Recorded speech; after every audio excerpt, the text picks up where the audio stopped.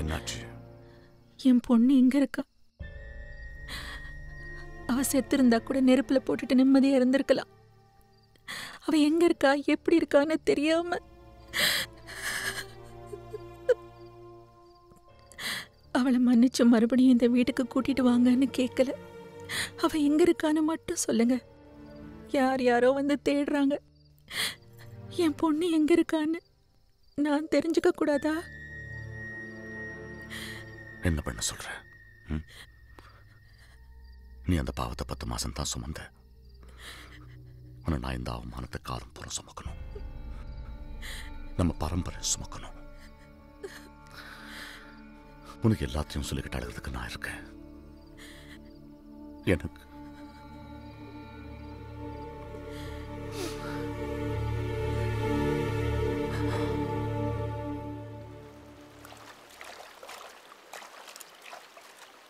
டே வெங்கி, அந்த பொண்ணு யாழினி இருக்காளே. யார் அந்த மாட்டு பொண்ணா? டே, எவ்வளவு அழகான பேர் வச்சிருக்காரு உங்க அப்பா. சரி, இப்ப என்ன அவளுக்கு? இல்ல, அவ எவ்வளவு பிரில்லியன்ட் இல்ல? வேண்டாம், அப்புறம் நான் உன்னை தேடி வேற ஏதோ ஊர்ல டென்ட் அடிக்கிற மாதிரி ஆயிடும். டே, இப்ப நான் என்ன சொன்னேன்னு இப்படி தெரியும்டா. இப்படித்தானே எல்லாம் ஆரம்பிப்பீங்க.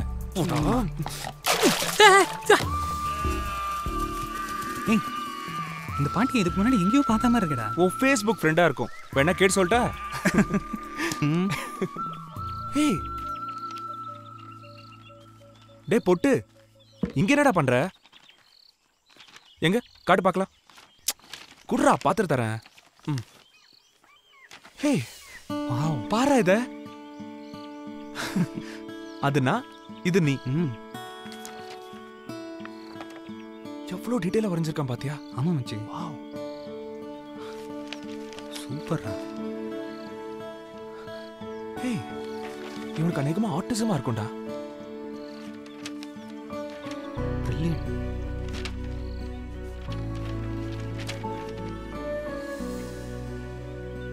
டேய், இத பாரா.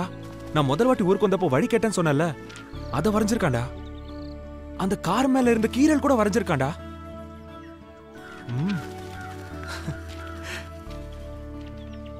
டேய், ரொம்ப அழகா வரையற. Very good. இவன் ஏதாவது நல்ல டாக்டர் கிட்ட காட்டணும்டா. நமக்கே சாப்பாட்டுக்கு வழியில நமக்கு ஒரு கெஸ்டா. அட, நம்ம மாட்டு பொண்ணு. Okay, lawyer.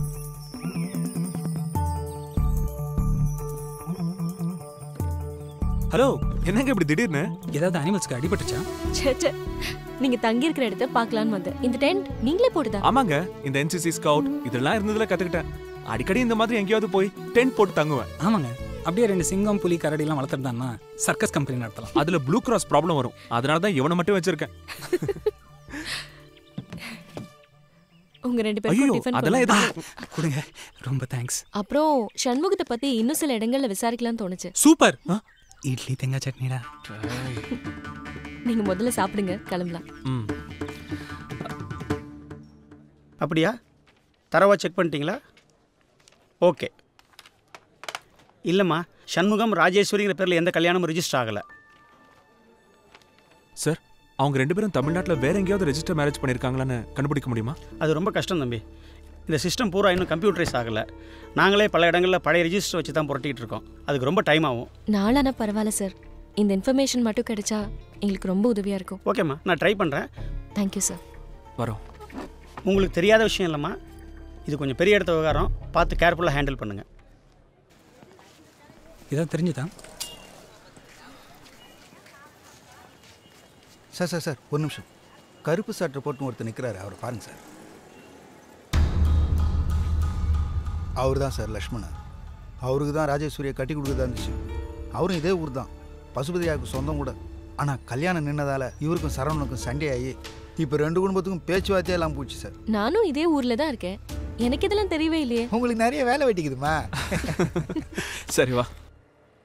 ஒரு விஷயம் சார், என்னோட ரொம்ப நாள் கனவு உங்களால் இன்னைக்கு நிறைவேறிடுச்சு சார். என்னது அது?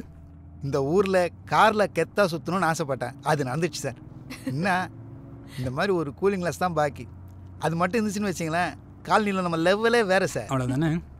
இந்தா போட்டுக்கோ. சூப்பர் மாசி. சூப்பராக இருக்க மாசி sir. Sir sir sir sir வண்டி நிறுத்து சார். சார் சித்தர் சார் ஃபுல் மூடில் இருக்கிறாரு. வாங்க சார் போகலாம். இந்தா சார், ரொம்ப தேங்க்ஸ். வேணாம், நீ வச்சுக்கோ. ஏன் நான் போடுறதா இல்லையா? சேச்சே, ஏதோ ஆசைப்பட்டு கேட்டேன்னு கொடுத்தேன். அசிங்கப்படுத்துறியே. சும்மா சொன்னேன் சார், கோச்சிக்காத. இப்போ பார். வாடா கிளம்பலாம். ஆமா நண்பா, எனக்கும் செம பசி. மீன் குழம்பு வாசனை தூக்குதே. அது செல்வி கொடுத்துச்சு. ஏன்பா, எங்களெல்லாம் சாப்பிட கூப்பிட மாட்டீங்களா? ஐயோ தம்பி, எங்க வீட்டில் நீங்க எப்படி? நீங்க இப்படி எல்லாம் பேசினா நாங்க இங்க சாப்பிட்டு தான் போவோம். என்னடா வங்கி? ஆமா பின்ன. நீ சைவம்ல? நான் சொன்னேன் அவங்ககிட்ட. ஏன் லைட்லாம் மங்கலாகுதே? அடிச்சு கண்ணாடி கேட்டு. ஓ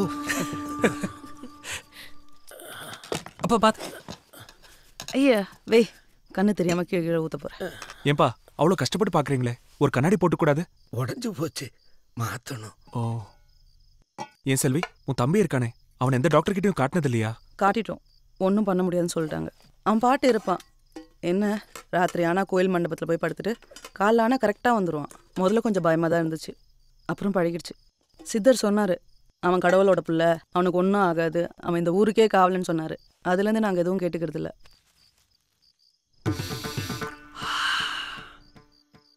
இது கடல் புஷ்பமா ஜல புஷ்பமா? என்னதே? கடல் மீனா ஆத்து மீனான்னு கேக்குறாரு. என்ன சார் இந்த போடு போடுற? ராஜா, வெஸ்ட் பெங்கால்ல மீன் செய்யும் தெரியுமா? ஜல புஷ்பம்னு சொல்லுவாங்க. அப்படியா? வேணா கேட்டு பாரு. நான் மீன் சாப்பிட ஆரம்பிச்சதே முதல் மரியாதையில் சிவாஜி சாப்பிடுவாரு, அதை பார்த்து தான். ஆமா ஆமா, அதுக்கப்புறமா ராஜ்கிரண் படத்தை பார்த்து ஆட்டுக்கறி தின்ன ஆரம்பிச்சாரு. சாப்பிடுங்க சார், சாப்பிடுங்க சார். இந்த வீட்டில் சிரிப்பு சத்தம் கட்டி எவ்வளோ நாள் ஆச்சு. சாப்பிடுங்க சார்.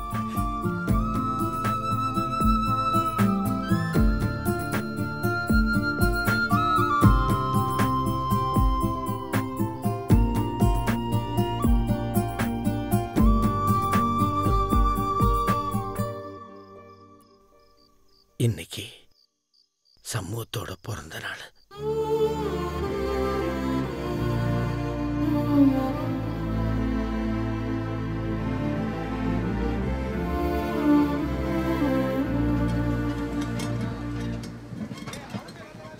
கருப்பிச்சவன் தண்ணி கொடுத்து என்னன்னு பாரு. சரிங்க ஐயா. அன்னைக்கு வந்தாங்கல்ல பசங்க, ரெஜிஸ்டர் ஆபீஸ்ல போய் என்கொயரி பண்ணிருக்காங்க. Register office? ஆமா, கல்யாணம் ஏதாவது ரெஜிஸ்டர் ஆயிருக்கானு. அன்னைக்கு அவ்வளவு சொல்லி இப்படி பண்ணிருக்கானுங்க. இப்ப என்னாச்சு? சின்ன பசங்க ஏதோ ஃப்ரெண்ட தேடுறாங்க. அது எப்படிப்பா கூட நம்ம பேர் உள்ள அடிபடுது? முடிஞ்சு போன விஷயத்துக்கு மறுபடி கலறானுங்க. அப்ப நம்மளுக்கு என்ன மரியாதை? அவனுங்களோட சவுந்தர பாண்டியம் பொண்ணும் கூட போயிருக்கான். நீ நம்ம ஆளுகிட்ட சொல்லி அவனுங்களை 2 தட்டி தட்டி ஊற விட்டு. டேய் டேய், எதுக்கு அதெல்லாம்? இப்போ அவனுக்கு தேட போறானுங்க, ஒண்ணுல இருந்து போயிட போறாங்க. அது இல்லப்பா, அவனுக்கு போ. பாரு சரவணா, அவசரப்பட்டு ஏதாவது பண்ணி நீயும் அந்த அசிங்கத்தை கிளற போறியா? என்ன மீறி ஏதாவது நடந்தது, போய் வேலை பாருங்க போங்க.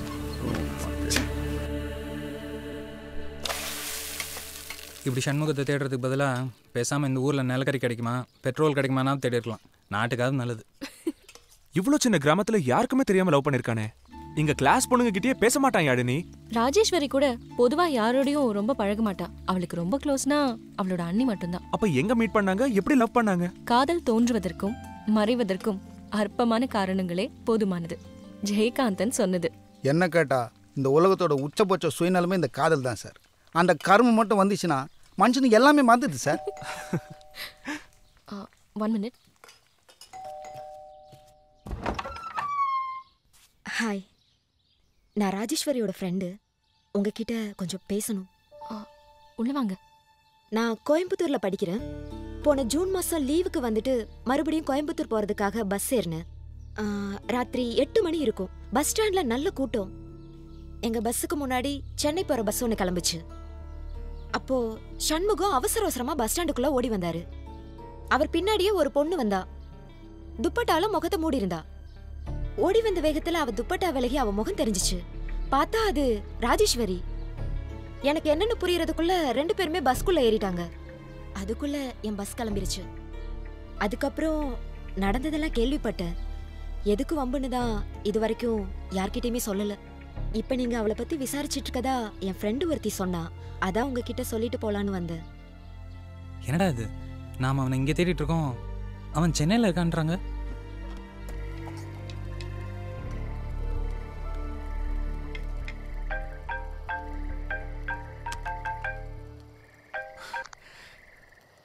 ஹலோ, என்ன பண்ணிட்டு இருக்கீங்க?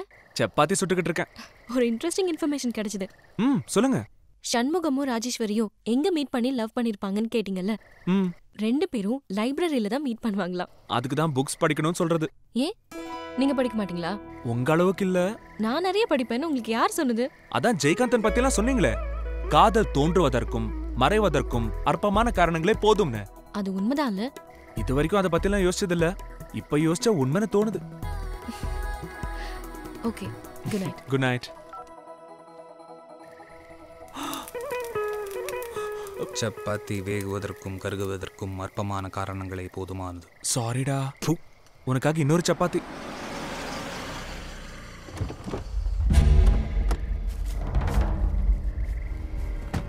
ஏன் தம்பி, படிச்சவங்க நீங்க, சொன்னா புரிஞ்சுப்பீங்கன்னு பார்த்தேன்.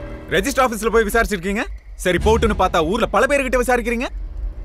தம்பி, இங்க எங்களுக்கு தெரியாம எதுவும் நடக்காது.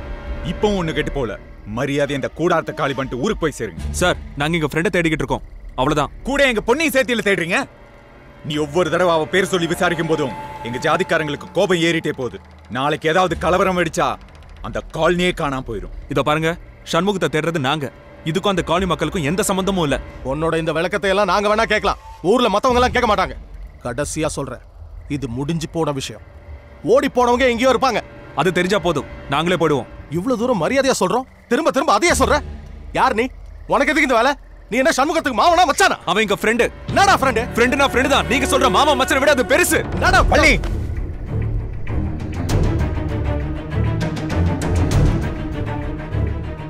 சரி, நீ இவ்வளவு தீவிரமா இருக்கிறதுனால சொல்றேன். அவங்க சென்னையில தான் இருக்காங்க. எப்படி சொல்றீங்க? ஓடி போனவங்க ஆளுக்கு ஒரு லெட்டர் எழுதியிருந்தாங்க. அதுல என் தங்கச்சி எழுதினது சென்னையில இருந்து தான் வந்துருந்துச்சு. சென்னையில எங்க இருந்து? அதெல்லாம் எனக்கு தெரியாது. அது எனக்கு தேவையும் இல்ல. இதுக்கு மேல நீ தேடணும்னா சென்னையில போய் தேடு. புரிஞ்சுதா?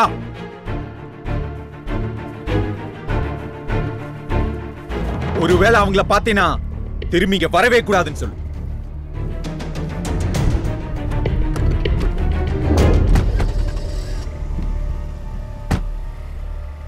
போதுண்டா, நாளைக்கு சென்னை கிளம்பலாம்.